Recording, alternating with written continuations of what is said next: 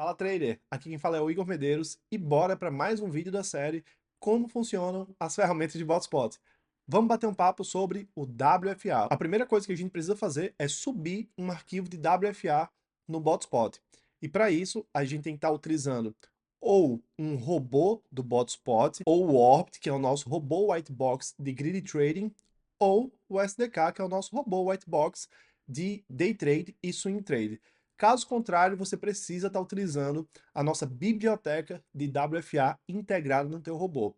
De qualquer forma, o caminho sempre vai ser o mesmo. Então, bora dar uma olhadinha aqui e ver como a gente consegue pegar esse arquivo de WFA, né?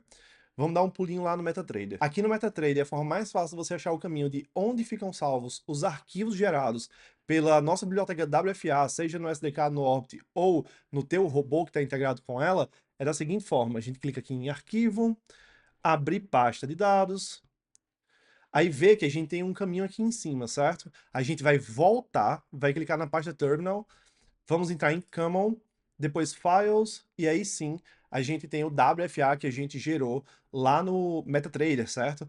A gente tem o WFA aqui, que o arquivo é gerado nesse padrão, DQ WFA underline, o número da conta que você utilizou para gerar o WFA, certo?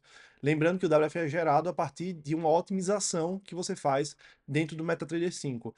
Arquivo está aqui nesse caminho, a gente copia o caminho dessa pasta, Ctrl C aqui, e aí a gente vai voltar lá no Botspot agora para subir esse arquivo e analisar o WFA da nossa otimização no MetaTrader. De volta aqui no MetaTrader, basta a gente clicar aqui em WFA, Drop Files Here e colar aquele caminho que vai dar exatamente aqui nessa pasta.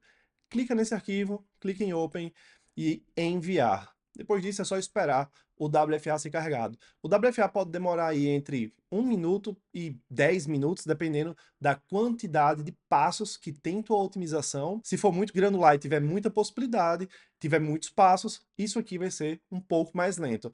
Caso contrário, isso se torna um pouquinho mais rápido, mas ainda assim é um dos processos mais demorados que a gente tem aqui no Botspot para processar, porque a gente analisa muita coisa nesse teste. Aqui na Walkforward Matrix, a gente pode avaliar quais foram os WFIs que a gente gerou. A gente varia o nosso período in sample entre 6 e 24 meses, tudo aqui está em meses, certo? E o nosso período out of sample entre 3 e 6 meses. Aqui em steps, obviamente, a quantidade de steps que a gente conseguiu fazer em cada um desses WFIs. Aqui a gente tem a coluna significância, que mede a significância estatística do WFA, e obviamente quanto maior, melhor. E aqui a gente tem a coluna WFE, que é o Walkforward Efficiency, certo? Que é a eficiência do nosso WFA. Aqui nesse canto direito a gente tem o primeiro cluster de informação, que é de quando começou a nossa otimização e até onde foi nossa otimização. Aqui a gente tem a métrica de avaliação dos WFIs, que a gente tem hoje 4 métricas. A gente tem o CAGR pela média drawdown, o CAGR pelo máximo drawdown, o lucro médio e o mínimo drawdown. Esse mínimo drawdown é uma métrica bem bacana, que a gente geralmente utiliza para estratégias de greedy trading, e é uma métrica proprietária nossa. A gente tem aqui o melhor WFE, que foi desse carinha aqui, certo? 14 steps, com um sample de 12 meses e um out of sample de 3 meses. E aqui, obviamente, mostra pra gente exatamente qual foi o WFA que gerou esse melhor WFE. Quanto maior o WFE, melhor também. Qualquer coisa acima de 70% já é bacana, pelo menos de acordo com o Robert Pardo. Aqui a gente tem algumas métricas, certo? A gente tem a média de todos esses WFAs aqui e a média do lucro também de todos os WFAs disponíveis. Descendo mais um pouco, a gente tem um cluster importante de informação. A gente tem uma curva out of sample do nosso WFA. E essa curva se refere ao melhor WFE, pelo menos é o que vem por padrão. Obviamente você pode vir aqui e trocar, certo? Mas o que vem aqui marcado por padrão é a curva do melhor WFE. Como você pode ver aqui, a gente tem vários pontos nessa curva. O que são cada um desses pontos, né?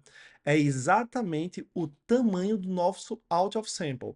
Então, se aqui no período 1 a gente tem um out of sample de 3, significa que aqui tem 3 meses de curva de capital, certo? E aqui a gente vai montando 3 meses, 6 meses, 9 meses, 1 ano, 3 meses e assim por diante.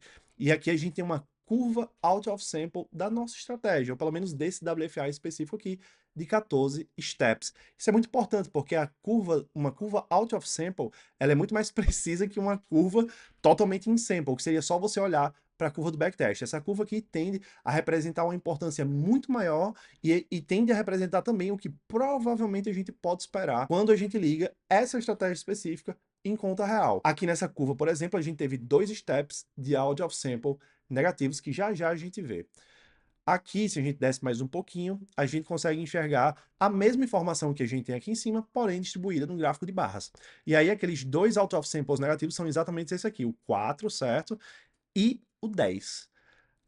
É um grande problema ter out of sample negativo? Não. O importante é que a estratégia seja robusta. Claro, se não tiver nenhum out of sample negativo, melhor pra gente.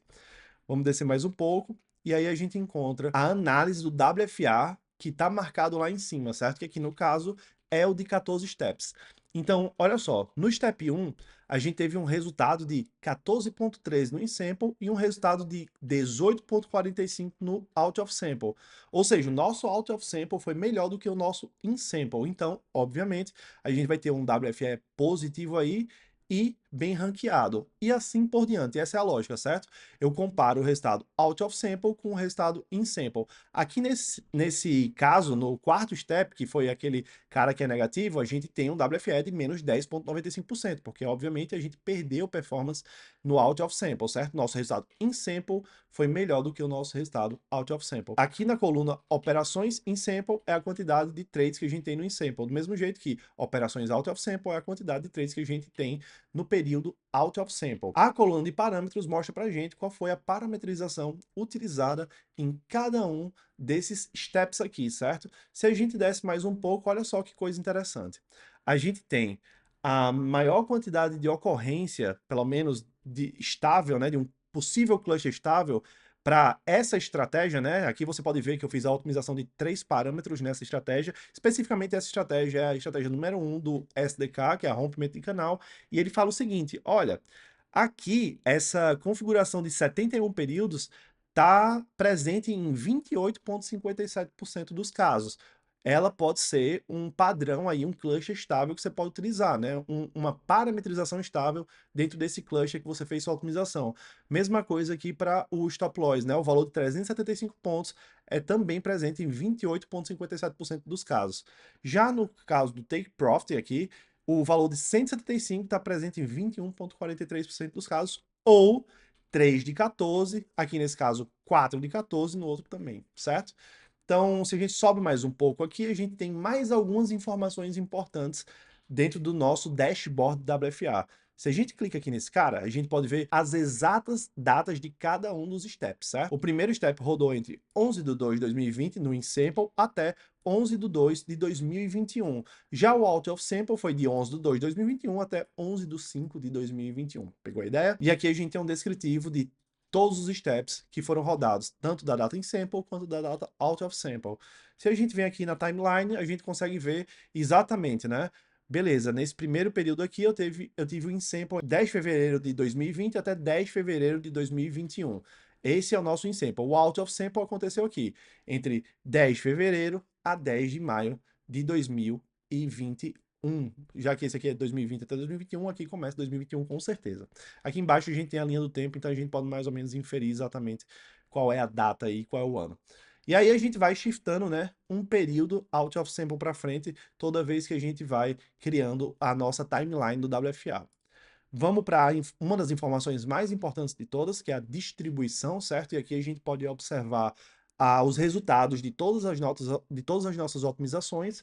Aqui a gente tem a média do resultado de todas as otimizações, o desvio padrão e o Z-score. Quanto maior o Z-score, melhor. De preferência, acima de 3. Aqui nesse caso é 4,29, bom sinal. Desvio padrão é baixo, certo? A média é um pouco alta, então a gente espera que o resultado esteja um desvio padrão aí para baixo, pelo menos para cima ou para baixo do WFA com um certo grau de certeza, do WFA não, perdão, da média com um certo grau de certeza. Então, o resultado real que a gente vai esperar num período de tempo semelhante seria algo entre 4.678 menos um desvio padrão e mais um desvio padrão. Quer ter mais certeza? Menos 2 desvio padrões, mais 2 desvio padrões em cima da média é o resultado que você tende a esperar. O Z-score é calculado dividindo a média pelo desvio padrão, aí no caso da gente, 4,29. Quanto menor o desvio padrão e maior for a média, maior será o Z-score. Quanto menor for a média e quanto maior for o desvio padrão, obviamente, menor será o Z-score, pior pra gente, né? Quando a gente tem um desvio padrão muito alto, isso não é bom. E aí a gente subindo aqui mais um pouco, o que é que a gente mais pode encontrar? A gente tem algumas opções aqui que a gente pode salvar e fazer download dessas curvas, mas isso não é o mais importante. Para a gente, o mais importante aqui é a Walkforth Matrix, né? São esses dados que são gerados a partir do WFA que a gente rodou, e descobrir qual é o cluster aqui, ou pelo menos se existe um padrão de recorrência de um parâmetro específico que aparece mais vezes, e a distribuição ali, o gráfico de distribuição que a gente pode ver aqui, certo? Então, essas são as informações que a gente tem disponível no nosso WFA, e aqui eu quero que você entenda que não existe ligar uma estratégia em conta real sem ter visto o WFA dela. Ah, mas o WFA tem suas limitações. Tem, claro, mas o que é que tu vai fazer? Tu vai deixar de ter mais confirmação só porque o WFA tem limitação? Qualquer teste tem limitação. Backtest, por exemplo, é só uma foto do passado. Não serve para nada a não ser dizer que no passado tua estratégia teve algum edge. São os outros testes que vão dizer qual é a possibilidade daquilo que rodou no passado se concretizar no futuro. Então, cada teste tem o seu objetivo e cada teste tem as suas limitações. No caso do WFA, é uma forma, mostra pra gente qual é uma forma inteligente de otimizar a nossa estratégia e de quanto em quanto tempo a nossa estratégia precisa ser revista, vamos botar dessa forma, né? Ela precisa ser reavaliada, ela precisa sofrer uma nova otimização. Aqui a gente tem os ciclos de otimização da estratégia que a gente resolveu ligar em conta real.